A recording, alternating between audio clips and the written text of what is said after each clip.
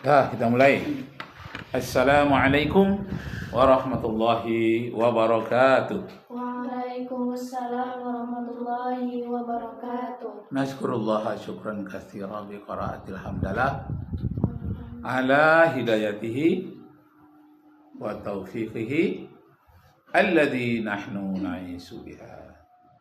Wa nusalli wa nusallimu ala Muhammadin ala juhdihi wa bazlihi li tablighi syara'illah hidayatan lana. Amma ba'du, askurukum syukran jazila bi hudurikum fi hadzal fasli. Kehadiran Anda sekalian di ruangan ini.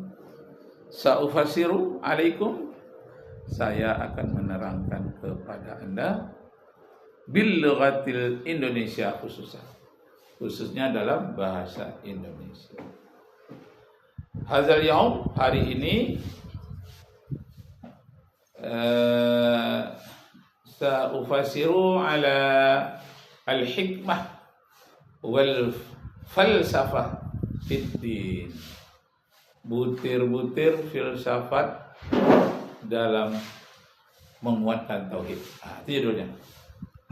Butir-butir filsafat dalam menguatkan ilmu tauhid.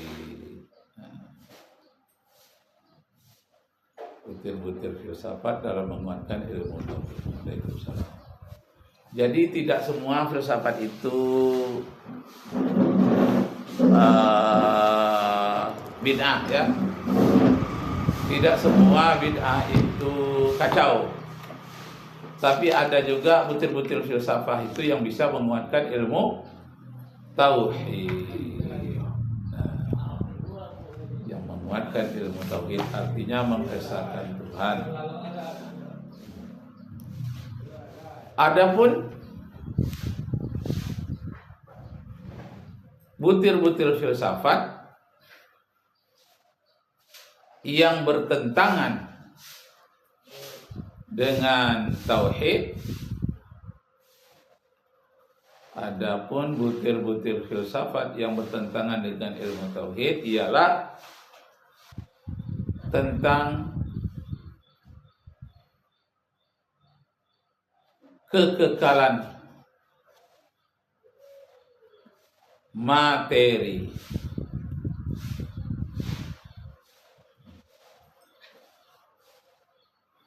Di dalam filsafat alam, ada yang disebut hukum kekekalan materi.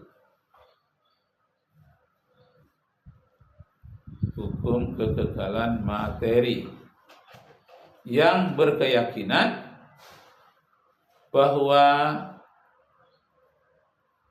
alam ini atau benda-benda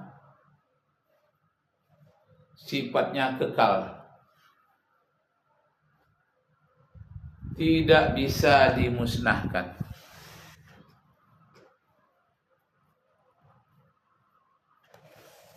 Tidak bisa dimusnahkan. Hanya terjadi perubahan bentuk.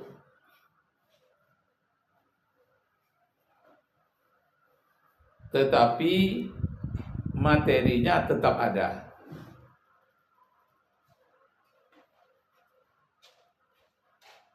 Misalnya kertas yang terbakar.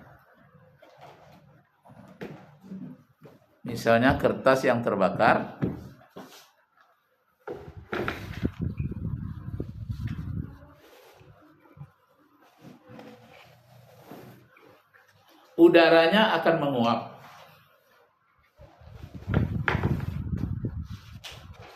Tetapi tidak hilang.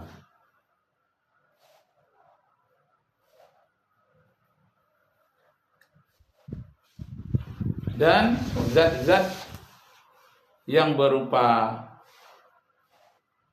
hasil bakaran, berupa belerang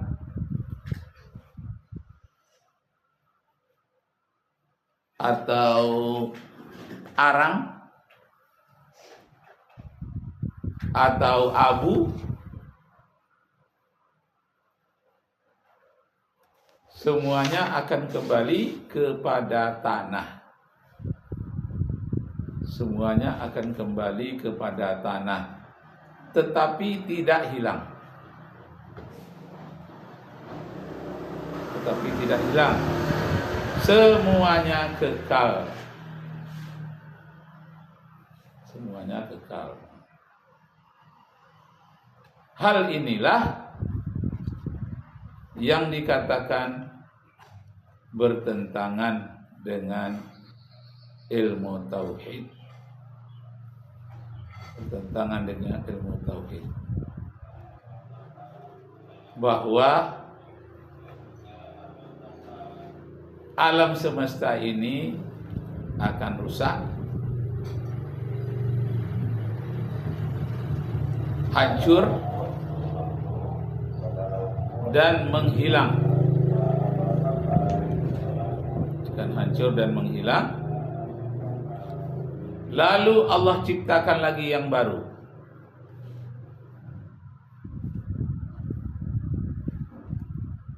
Untuk menggantikan benda-benda di alamnya ini yang lenyap. Benda-benda di alam ini yang lenyap. Begitu juga dengan manusia.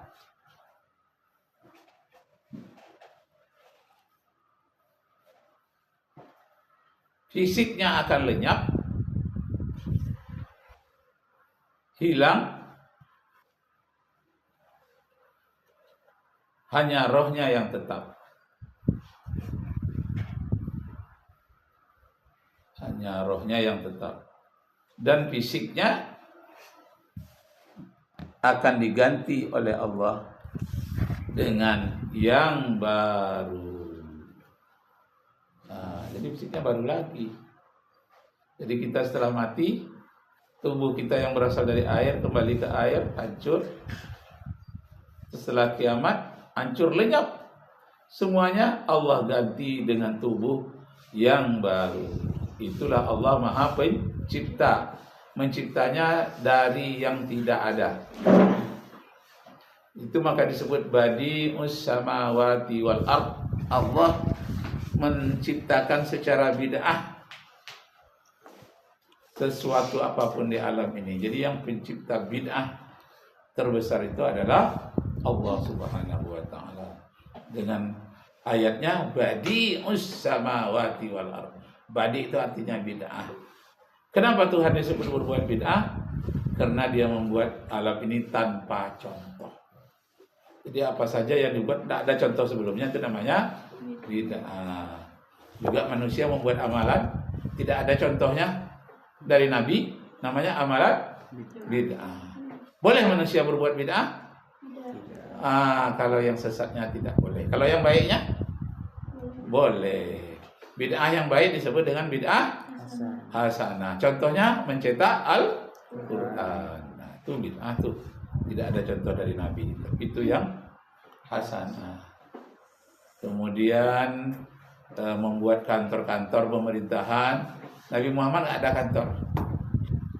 Tapi di zaman Umar bin Khattab dibuat kantor. Bid'ah itu. Tapi bid'ah hasanah.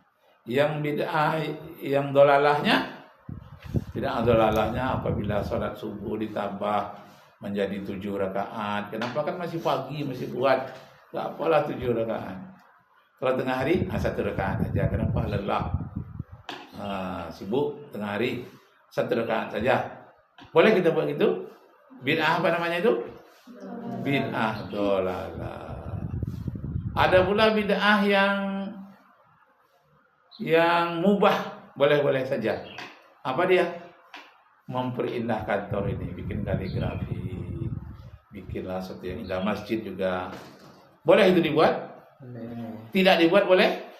Boleh. Itu namanya mubah. Jadi bid'ah itu ada yang dolalah, sesat, ada yang hasanah, ada yang mubah. Ada lagi bid'ah yang wajib. Apa dia bid'ah yang wajib itu? Memberi khutbah dalam bahasa Indonesia. Pernah dicontoh oleh Nabi, dicontohkan khutbah Jumat dalam bahasa Indonesia? Tidak.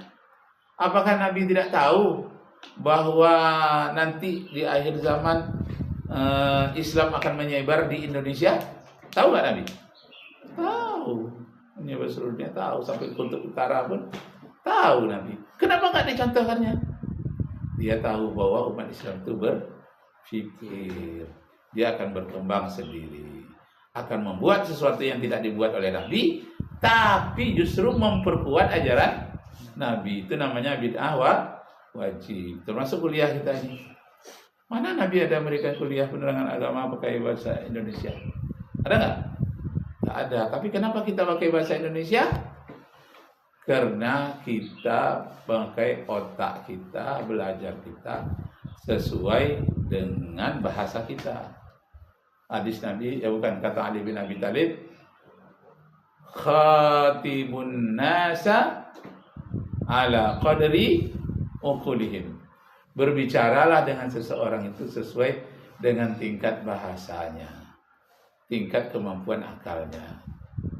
Jadi kalau kalian yang masih S1, kalau Ustadz buatkan kajian S2, nanti pening kepala, nggak ngerti.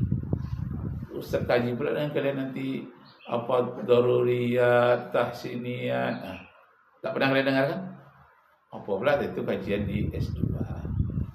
Kalau kajian S1 yang dasar-dasarnya ini butir-butir filsafat yang memperkuatkan tauhid.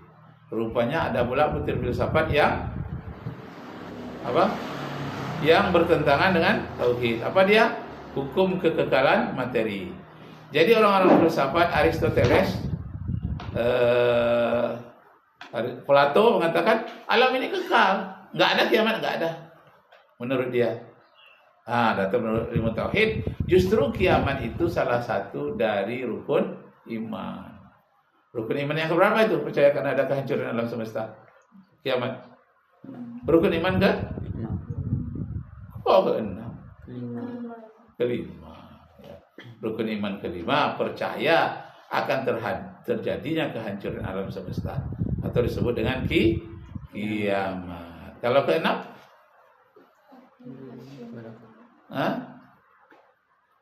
Wa qadrihi wa syarrihi. Percaya kepada takdir Allah, takdir baik dan takdir buruk. Itu datangnya dari Allah.